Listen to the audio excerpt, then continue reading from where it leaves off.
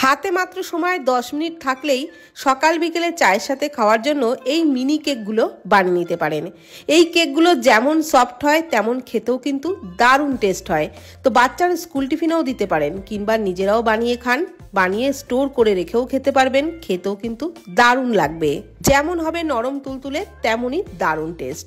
তো এই কেক বানানোর জন্য প্রথমেই একটা বোলের মধ্যে নিয়ে নিলাম 1 কাপ সুজি, ওই কাপেরই হাফ কাপ চিনি নিয়ে নিলাম, দিয়ে দিচ্ছি ময়দা, এখানে ময়দা দিয়ে দিচ্ছি 3 টেবিল চামচ, দিয়ে দিচ্ছি গুঁড়ো দুধ 2 টেবিল চামচ পরিমাণে গুঁড়ো দুধ দিয়ে দিলাম, সামান্য 2 পিঞ্চ মতো লবণ দিয়ে দিলাম। এইবার সমস্ত শুকনো উপকরণ আগে ভালো করে মিশিয়ে নিচ্ছি।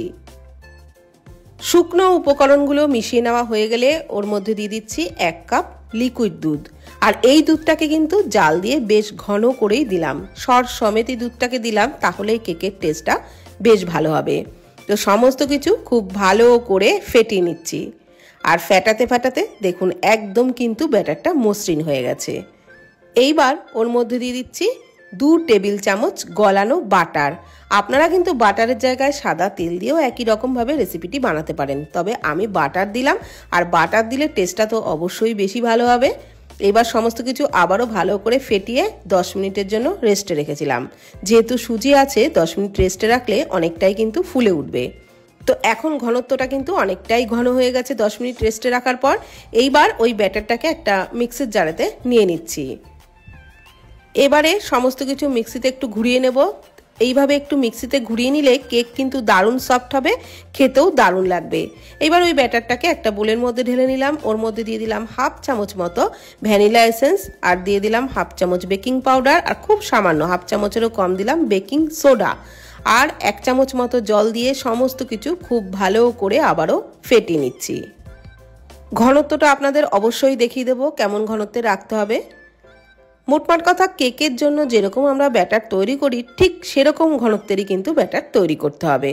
এগুলো কেকই হচ্ছে, তবে একদম মিনি কেক, আর এগুলো কিন্তু বড় কেকের মতো অত 30-40 মিনিট সময়েরও দরকার পড়ে না, মাত্র 10 মিনিটেই তৈরি করা যায়।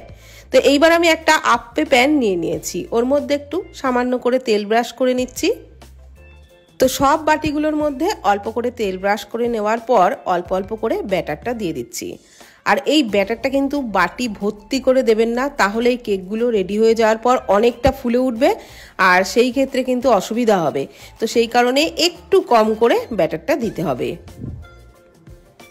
সব বাটিগুলোর মধ্যেই ব্যাটারটা দিয়ে দিচ্ছি, আর তারপর গ্যাসে একটা তাওয়ার উপরে, তাওয়াটা ভালো করে আগে গরম করে নিয়েছি, তাওয়ার উপরে আপ্পে প্যানটা বসিয়ে দিলাম, ঢাকনা চাপা দিয়ে লো ফ্লেমে 10 মিনিট মতো এটাকে বেক করে নিয়েছি। 10 মিনিট পর তুলে নিলাম। এবারে সবগুলোকে উল্টে নিচ্ছি। একটা তাওয়ার উপরে যদি এই আপ্পে প্যানটা বসিয়ে কেকগুলো বেক করেন, তাহলে কিন্তু এই কেকগুলো নিচ থেকে একদমই ধরে যাবে না বা পুড়ে যাবে না, খুব সুন্দর কালার আসবে, আর দেখতেও ভালো হবে, খেতেও দারুণ লাগবে। দেখুন প্রত্যেকটা কেকই কিন্তু খুব সুন্দর তৈরি হয়েছে, যেমন কালার সুন্দর হয়েছে তেমন কিন্তু প্রত্যেকটাই বাটির থেকে উঠে যাচ্ছে, একটুও সমস্যা হয়নি। যেমন হয়েছে সুন্দর কালার তেমনই কিন্তু প্রত্যেকটাই গোল গোল হয়েছে। তো এইভাবে বানিয়ে আপনারা সকাল বিকেলে চায়ের সাথে খান, খেতে দারুণ লাগবে, আর এতটাই নরম তুলতুলে হবে, বাড়িতে যদি বয়স্ক মানুষ থাকে তারাও কিন্তু খেতে পারবে, আর প্রত্যেকেই খেয়ে দারুণ প্রশংসাও করবে। তো ভিডিওটি ভালো লাগলে প্লিজ কমেন্ট করবেন। ভালো থাকবেন, সুস্থ থাকবেন, ধন্যবাদ।